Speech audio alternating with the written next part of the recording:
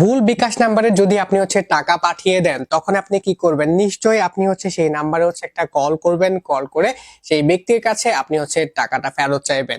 ভুলেও এই কাজটি করা যাবে না, কারণ আপনি নিজেই কিন্তু বিকাশের মাধ্যমে খুব সহজেই আপনার টাকাটাকে ফেরত নিয়ে আসতে পারবেন। এখন আপনি যদি সেই নাম্বারে কল করে তার কাছে টাকাটা ফেরত চান, সে যদি টাকাটা ফেরত না দিয়ে উঠিয়ে ফেলে, তখন কিন্তু ওই টাকাটা আপনি আর ব্যাক নিয়ে আসতে পারবেন না।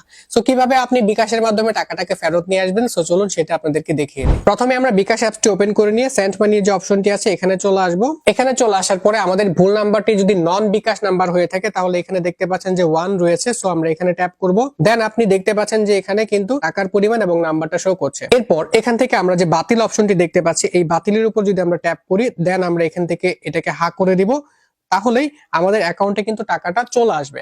সো দেখতে পাচ্ছেন অলরেডি মেসেজ চলে এসেছে। এটা ছিল নন বিকাশ অ্যাকাউন্টের ক্ষেত্রে। এখন আপনি যে নাম্বারে টাকাটা পাঠিয়েছিলেন সেটাতে যদি বিকাশ অ্যাকাউন্ট করা থাকতো তখন আপনাকে 16247 এই নাম্বারে কল করে, অর্থাৎ এটা বিকাশের কাস্টমার কেয়ার নাম্বার, এখানে কল করে আপনার লেনদেন সম্পর্কিত তথ্যগুলো তাদেরকে দিলে তারা আপনার টাকাটা ফেরত নিয়ে আসার ব্যবস্থা গ্রহণ করবে।